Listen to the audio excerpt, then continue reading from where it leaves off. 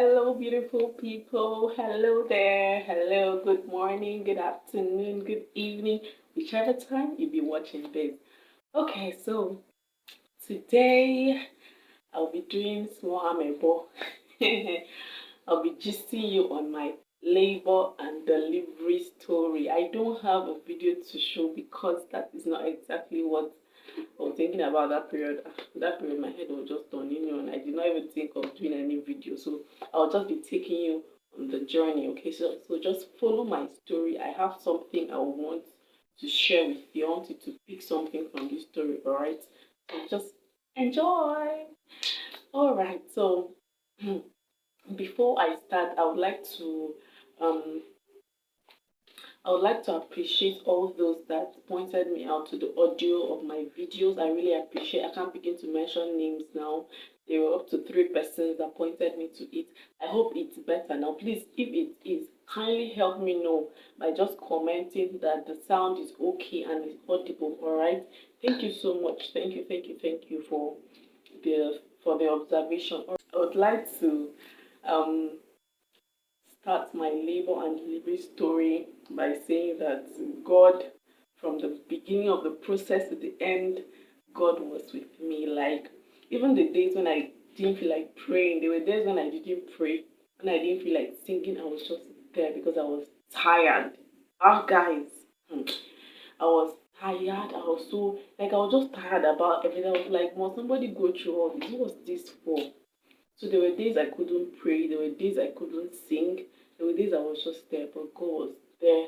God was always holding me. God was with me from beginning to the end. So that's just by the way. That's not by the way, that's just the center. Like God is in the center. Let me not say that just by the way. So guys, my labor started on the 17th of June 2022, Friday afternoon. Friday evening, that was when my labor started. It just started like a joke. It didn't even occur to me. It didn't click that way. This is the time or your time has come because the EDD the doctor gave me was like 1 week and like 5 days away. So I was like, is it possible that this thing can come right now? So it didn't even click. I just thought that maybe I ate something that was disturbing me or I was stressed. I needed to rest. Okay. And I just went to sleep. Funny enough, I could not even sleep. From that Friday evening to Saturday morning, I was restless. I could not sleep. My younger sister was with me. You know, she was just looking at me like, Auntie, what is wrong with you? I was just roaming about the whole house. Oh man, it wasn't easy. I was just roaming about the whole house. I was so restless. I was having slight contractions, very mild, very mild contractions. Okay, so it would come and leave, and after like it would come for like 30 seconds and then leave me for 1 hour 30 minutes. Like the interval was that big at the start. I didn't know what was coming for me. I didn't have any idea what was coming for me, and you know. You know when they just say, just do and give birth, makes you think that this is not that serious until I experience it. It's a serious matter. Please, if you know any pregnant woman around, just be hugging her, be praying for her. It's not easy. Okay, so um, Saturday morning we went to the farm. My husband and I and my younger sister went to the farm to harvest corn, and I was even though I wasn't doing anything in that farm, they didn't allow me to do anything. I was just standing there, just followed them, stood there, was touching leaf, touching this one. You know, they were the ones harvesting the corn, and I was just there, and I was having contractions right there in the farm. And when it comes like that, I will just bend. I'll be like,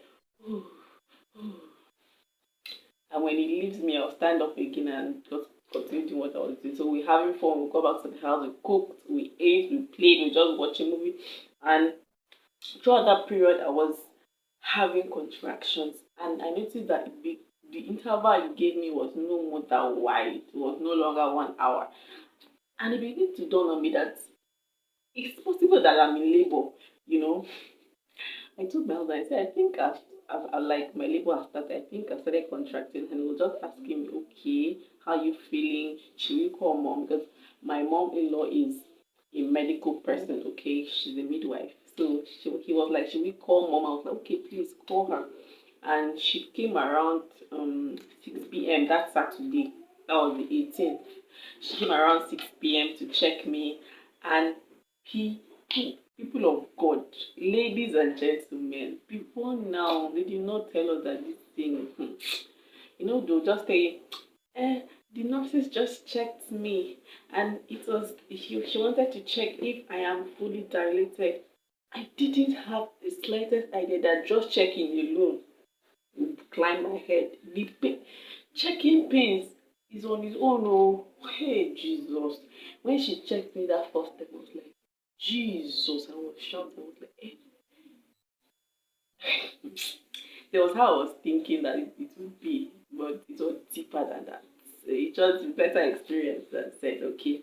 So she checked me that first time, and that's when my eyes just opened like, why? I am in for serious business. Prepare your mind, you are in for serious business. so so after checking me, she was like, well, you're not even up to 1 cm. You've started dilating, but you're not even up to 1 cm. So let's just leave it till tomorrow morning, being Sunday morning, okay? Since that was already Saturday evening, and she left.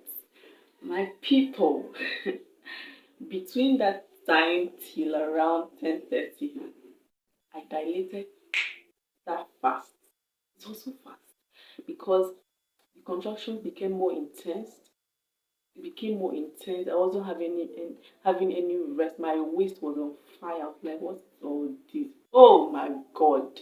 People, it's not easy. It's not easy at all. Like, even as I'm talking, I'm remembering the pains I went through. It's not even funny. So my husband was like, okay, just try and lie down. He was just trying his best to calm me down because I was restless. I was just all over the place. He was like, okay, lie up on your back. Okay, lie like this.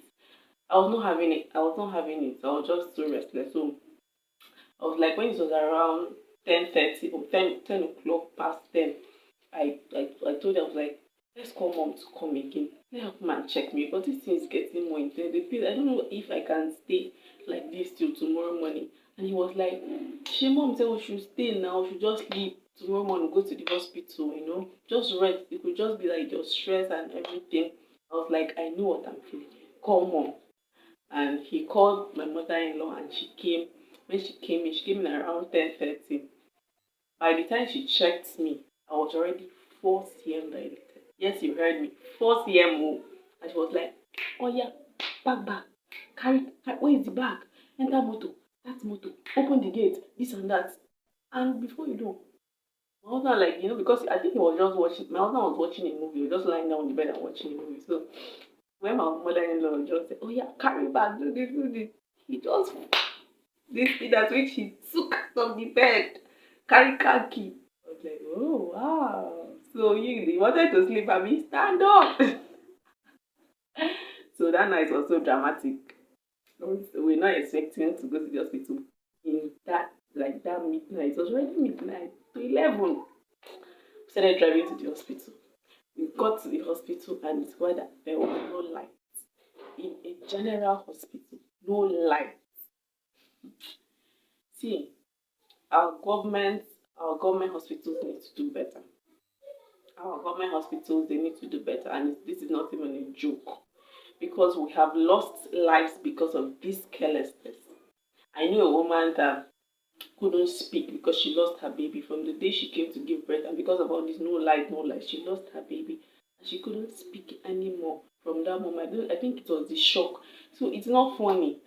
So before now, my elder sister gave birth 3 months before I gave birth. Okay, so she had already told me her own ordeal on her own side, and she was like, no light though. We went to the hospital, no light. We had to wait like about 4 people that the doctor had to operate on, and we had to pay. We had to buy fuel, service the gen in a government hospital. My people, we need to do better in this country.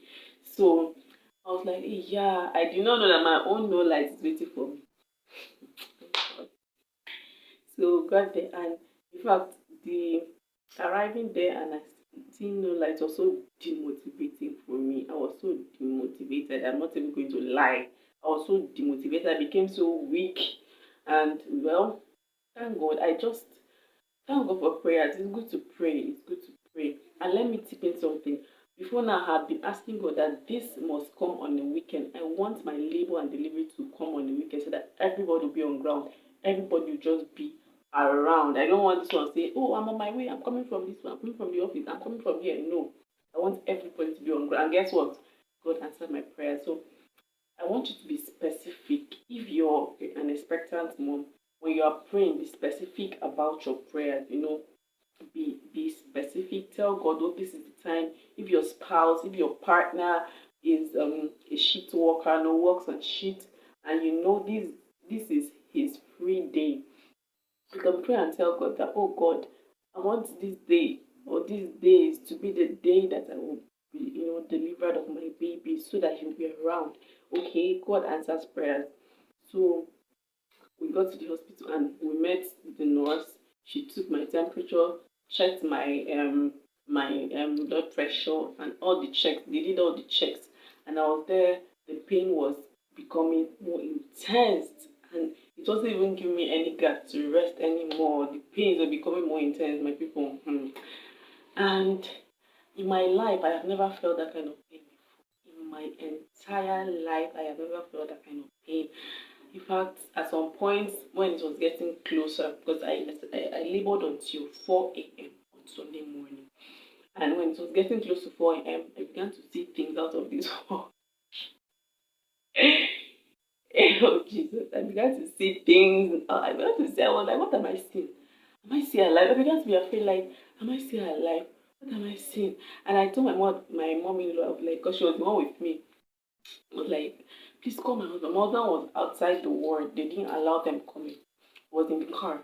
So I call my husband, call him. So that in case I want to pass away, let me just come and pass away in his arms. That was just my thoughts. I did not know what I was thinking again. Now the pains were beginning to climb my head. So my husband now came. I was like, what is this? Mainly, I just fell. All my weight, I just fell like I just fell on him. Like he just held me. He had to hold me. So if you're watching this, boo boo, I salute you. That night you were a man. You stood strong for me, and I began to hear them. My husband was just declaring things. I'm bashing in the spirit, declaring things. I was like. So after that prayer, they took me inside. They took me inside and put me on the table, and the nurse was not even helping matters. Normally, before now, the ones I used to watch on the internet, like, the nurse be pampering you, like, oh, the nurse was just encouraging me. For my own case, the nurse was not encouraging me. Oh, hey, God. The nurse was like, the problem was that the hands were limited. Yes, the personnel were limited. So just very few people, attending to me. So I think they were not even expecting a pregnant woman that night. So she was just like, when you feel the contraction, use it and push your baby out. I was like, this is my first pregnancy. This is how they used to do. I was trying. I push. I was tired. I pushed like up to 10 times. I gave like 10 push. Nothing was happening. Like, she was not even encouraging. She was not even telling me that, okay, the baby is coming. Nothing. She was just like, Ruth, it's as if you want this your baby to die. You want to kill your baby. I'm telling you to push. You're not doing anything. You're just lying down there. I'm not doing anything. How? What do you mean? You're seeing me like I'm almost dying. And they didn't even give me food. Like, since that morning I ate that corn, I didn't even eat any food till that time when they asked if they could give me glucose, because I was with glucose. It was among the things that they listed that I should bring. They said no. I was like, then why did they put it in the list? If you won't allow me to take the glucose, why did you put it in the list that we should bring it to the hospital? So the nurse was like, no.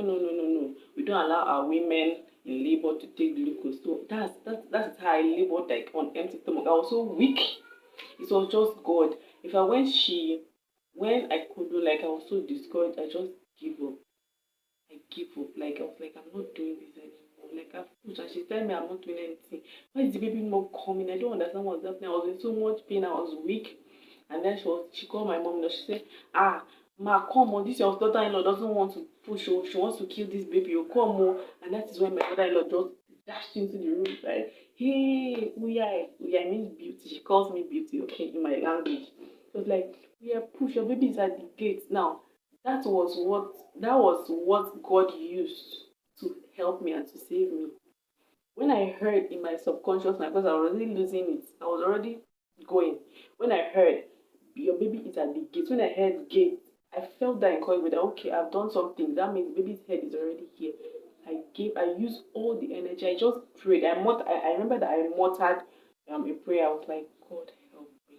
And then I used all my energy and pushed.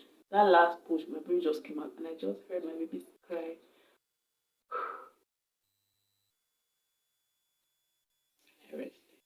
Like I just gave a sigh of relief, a heavy sigh of relief.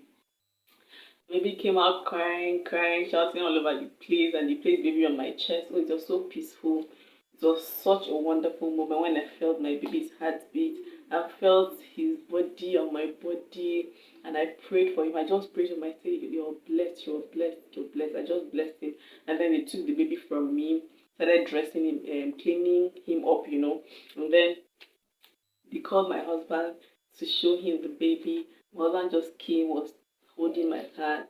Well, I just looked at him, I just looked away. I was so weak. And then they had to drip me because I was so weak, help me out of the wheelchair. I was so weak. In fact, by the time, before they wheeled me out of the room, the delivery room, they had to stitch me because they gave me a little cut. I don't know what that cut, I think it's episiotomy, right? Yeah, episiotomy. They gave me a little cut and they had to stitch me, and that was another ordeal to go through. There was no anesthesia, like no drug to make me sleep or to make me not feel the pain at that point. With empty eye, like this, empty eye, collected that stitch. Like I was feeling every needle, every stitch. I was feeling it. Why? So I was so upset. Like I was upset. I was weak. I was tired. I was just tired all like all together.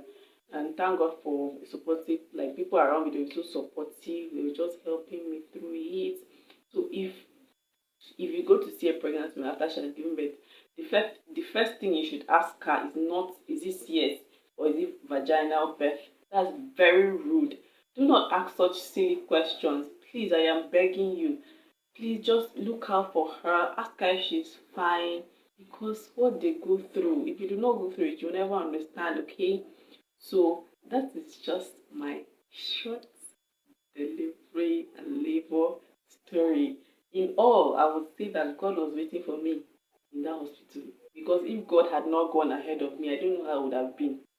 Sincerely, I do not know how I would have been if God had not gone ahead of me, waiting for me in that delivery room. I do not know how I would have been, but well, we thank God for health. We thank God for everything, and the recovery process itself is another story for another day. Let me not share it today. So thank you for staying true to the end, and thank you for watching. All right, see you next time. Bye.